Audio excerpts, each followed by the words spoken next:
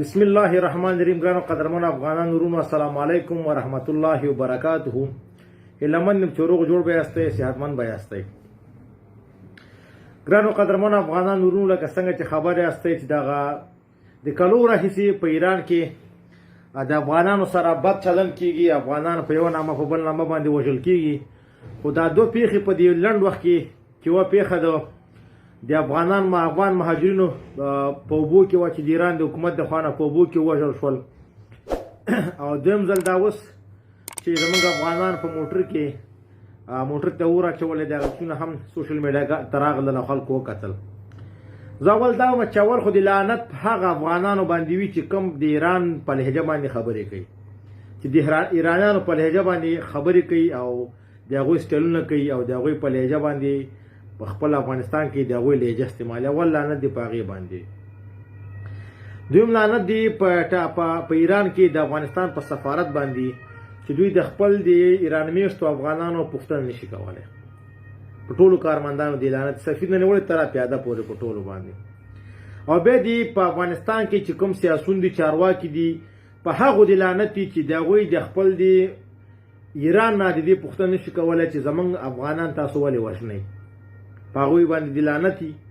او ورپسې لعنت دی به په افغانستان کې د ایران په مزدورانو په ګوډاګانو باندې د لعنت دي. که چېرته واقعا افغانستان یو حکومت دی، یو نظام ده، ولې د خپل د مهاجرو پوښتنه نشي کولی؟ تر څو پورې به زموږ مهاجر په دې هیوادونو کې، کله په ترکیه کې، کله په ایران کې، کله په پنجاب کې زموږ په افغان ورونو باندې ظلم کېږي، ستم کېږي، دوی سره کم کارونه دوی سره ونه شول.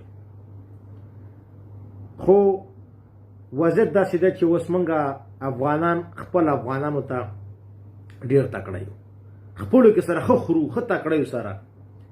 خو یو سپیشل لعنت دی په هغه افغاني باندې، که هغه پښتون ده، که هغه تاجک ده، که هغه هزاره ده، که هغه ازبک ده، که هغه پشی ده، که هغه د افغانستان هر وګړی دی چې د ایران دپاره مزدوري کوي، د ایران دپاره جاسوسي کوي. لعنت دی په هغوی باندې.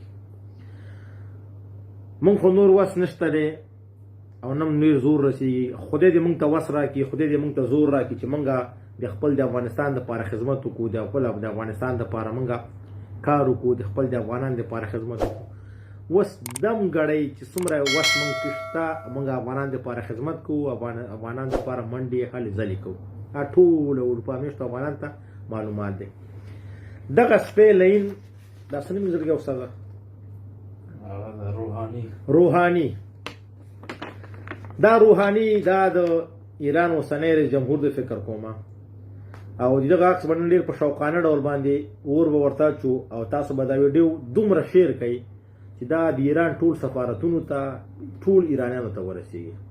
دا بې شرفه ده په ګیره کې یو ویښته کې زر شیطانان دي، زر شیطانان دي. خدای دې موږ ته وس راکړي چې خپل د افغانستان د خلکو دپاره خدمت وکړو، د هغوی دپاره یو څه وکړو.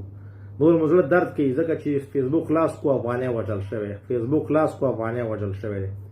یو سپیشل لعنت به دته په کمنټس کې لیکئ، او خدای او قرآن ته وګورئ. افغانانو ویښ شئ. نوره هغه خلک چې په افغانستان کې زموږ او تاسو په سر باندې معاملې کوي، زموږ او تاسو په سر باندې امتیازات اخلي او د ایران ته جاسوسي کوي، په هغې باندې لعنت ووایي، هغې ته کنځا وکړئ، هغې ته سپک سپوري، د هغې مخونه وربند کړئ.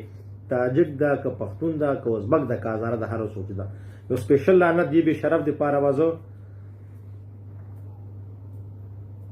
ولیکئ ورته، او ویډیوګانې شیر کړئ چې د ټولو سفارتونو خلکو ته ورسېږي، که هغه په افغانستان کې دي.